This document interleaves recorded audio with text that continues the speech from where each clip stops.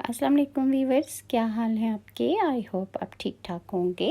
میں نے اپنی پریویس ویڈیو میں آپ کے ساتھ شیئر کیا کہ کس طرح اصحاب کہف اپنا دین بچانے کے لیے غار میں داخل ہو گئے اور اللہ تعالیٰ کی طرف سے ان پر نیند طاری ہو گئی اور وہ تقریباً 300 سال تک اس غار میں سوئے رہے۔ اور جب ایک چرواہے نے وہ دروازہ، ان کے غار کا دروازہ ہٹا دیا تو وہ وحشت کے مارے وہاں سے بھاگ نکلا اور اللہ کے حکم سے جو اصحاب کہف تھے وہ اپنی نیند سے جاگ اٹھے اور پھر ان میں سے انہوں نے نماز ادا کی اور اس کے بعد انہوں نے بھوک محسوس کی۔ تو ان میں سے ایک آدمی کہ جس کا نام یملیخا تھا، اسے انہوں نے کہا کہ یہ پیسے لے جاؤ اور بازار جا کے کھانا لے آؤ۔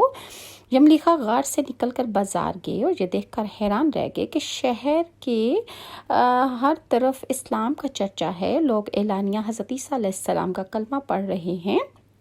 یملیخا یہ منظر دیکھ کر حیران ہو گئے کہ الہی یہ کیا ماجرا ہے کہ اس شہر میں تو ایمان اور اسلام کا نام لینا بھی جرم تھا۔ اور جب انہوں نے اپنے پیسے جو تھے وہ نان بائی کو دیے کہ یہ تم مجھے روٹی دے دو، تو اس نے کیا کیا، اس نے حکام سے کہا کہ ہم کس طرح مان لے کہ یہ روپیہ تمہارا ہے؟ یہ سکہ تو 300 برس پرانا ہے اور برسوں گزر گئے اور تم ابھی جوان ہو، لہٰذا صاف صاف بتاؤ کہ مسئلہ کیا ہے۔ یہ سن کر یملیخا نے کہا کہ تم لوگ یہ بتاؤ کہ دقیانوس بادشاہ کا کیا حال ہے۔ حکام نے کہا کہ آج روئے زمین پر اس کا نام کوئی بادشاہ نہیں ہے، ہاں سینکڑوں برس گزرے کہ اس نام کا ایک ایمان بادشاہ ہے جو بت پرست تھا۔ اور یملیخا نے کہا کہ ابھی کل ہی تو ہم لوگ اس کے خوف سے اپنے ایمان اور جان کو بچا کر بھاگے ہیں۔ میرے ساتھی قریب ہی کے ایک غار میں موجود ہیں، تم لوگ میرے ساتھ چلو، میں تم لوگوں کو ان سے ملا دوں۔ چنانچہ حکام اور عمائدین شہر کثیر تعداد میں اس غار کے پاس پہنچے۔ اصحاب کہف یملیخا کے انتظار میں تھے۔ جب ان کی واپسی میں دیر ہوئی تو ان لوگوں نے یہ خیال کر لیا کہ شاید یملیخا گرفتار ہو گئے ہیں، اور جب غار کے منہ پر بہت سے آدمیوں کا شور غوغا ان لوگوں نے سنا تو سمجھ بیٹھے کہ غالباً دقیانوس کی فوجیں جو ہیں وہ ان کی گرفتاری کے لیے آن پہنچی ہیں۔ تو یہ لوگ انتہائی اخلاص کے ساتھ ذکر الہی اور توبہ استغفار میں مشغول ہو گئے۔ حکام نے غار پر پہنچ کر تانبے کا صندوق برآمد کیا اور اس کے اندر سے تختی نکال کر پڑھا تو اس تختی پر اصحاب کہف کا نام لکھا تھا اور یہ بھی تحریر تھا کہ یہ مومنوں کی جماعت اپنے دین کی حفاظت کے لیے دقیانوس بادشاہ کے خوف سے اس غار میں پناہ گزین ہوئی ہے۔ تو دقیانوس نے خبر پا کر ایک دیوار سے ان لوگوں کو غار میں بند کر دیا ہے۔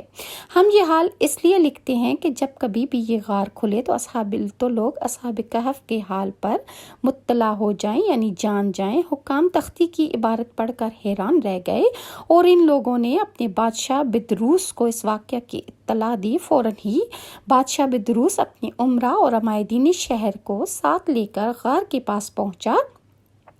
تو اصحاب کہف نے غار سے نکل کر بادشاہ سے گلے ملے اور اپنی تمام کہانی بادشاہ سے کہہ سنائی، اور بدروس بادشاہ سجدے میں گر کر خدائے وند قدوس کا شکر ادا کرنے لگا کہ میری دعا قبول ہو گئی اور اللہ تعالیٰ نے ایسی نشانی ظاہر کر دی جس سے موت کے بعد زندہ ہو کر اٹھنے کا ہر شخص کو یقین ہو گیا۔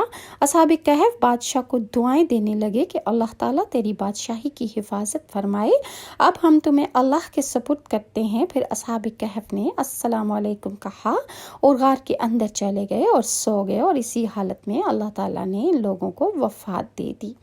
بادشاہ بدروس نے کئی سال کی لکڑی کا صندوق بنوا کر اصحاب کہف کی مقدس لاشوں کو اس میں رکھوا دیا، اور اللہ تعالیٰ نے اصحاب کہف کا ایسا رعب لوگوں کے دلوں میں پیدا کر دیا کہ کسی کی یہ مجال نہیں تھی کہ غار کے منہ تک جا سکے۔ اسی طرح اصحاب کہف کی لاشوں کی حفاظت کا اللہ تعالیٰ نے سامان کر دیا۔ پھر بدروس بادشاہ نے غار کے منہ پر ایک مسجد بنوا دی اور سالانہ ایک دن مقرر کر دیا کہ تمام شہر والے اس دن عید کی طرح زیارت کے لیے آیا کریں۔ یہ واقعہ تفسیر خازن کے حوالے سے پیش کیا گیا ہے، اور قرآن پاک میں اللہ تعالیٰ فرماتا ہے، تم فرماؤ کہ میرا رب ان کی گنتی خوب جانتا ہے، انہیں نہیں جانتے مگر تھوڑے، حضرت عبداللہ بن عباس نے فرمایا کہ میں انہی کم لوگوں میں سے ہوں جو اصحاب کہف کی تعداد کو جانتے ہیں۔ پھر آپ نے فرمایا کہ اصحاب کہف کی تعداد 7 ہے اور 8واں ان کا کتا تھا۔ قرآن مجید میں اللہ تعالیٰ نے اصحاب کہف کا حال بیان فرماتے ہوئے ارشاد فرمایا، سورہ کہف پارہ نمبر 15 میں اللہ تعالیٰ ارشاد فرماتا ہے، کیا تمہیں معلوم ہوا کہ پہاڑ کی کھوہ اور جنگل کے کنارے والے ہماری ایک عجیب نشانی تھے؟ جب ان جوانوں نے غار میں پناہ لی، پھر بولے، اے ہمارے رب، ہمیں اپنے پاس سے رحمت دے اور ہمارے کام میں ہمارے لیے کامیابی کا سامان پیدا کر۔ تو جب اللہ تعالیٰ نے ان کو سلا دیا اور ان کے کانوں کو اللہ تعالیٰ نے اپنے حکم سے بند کر دیا، اور پھر 300 سال بعد ہم نے انہیں جگایا کہ دیکھیں دو گروہوں میں کون ان کے ٹھہرنے کی مدت زیادہ ٹھیک بتاتا ہے۔ ہم ان کا ٹھیک ٹھیک حال تمہیں سنائیں۔ وہ کچھ جوان تھے کہ اپنے رب پر ایمان لائے اور ہم نے ان کو ہدایت بڑھائی۔ اس سے اگلی آیتوں میں اللہ تعالیٰ نے اصحاب کہف کا پورا حال بیان فرمایا ہے، جس کا تذکرہ اوپر ہو چکا۔ اصحاب کہف کے نام، ان کے ناموں میں بھی اختلاف ہے۔ حضرت علی سے روایت ہے کہ ان کے نام ہیں یملیخا، مکشلینا، مشلینا، مرنوش، دبرنوش، شازنوش، اور 7واں چرواہا تھا جو ان لوگوں کے ساتھ ہو گیا تھا۔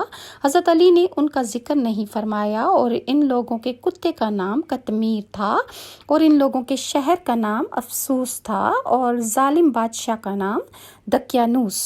تفسیر ساوی میں لکھا ہے کہ اصحاب کہف کے نام یہ ہیں: مکسملینا، یملیخا، تونس، نینوس، ساریونس، زونواس، فلسطینیونس۔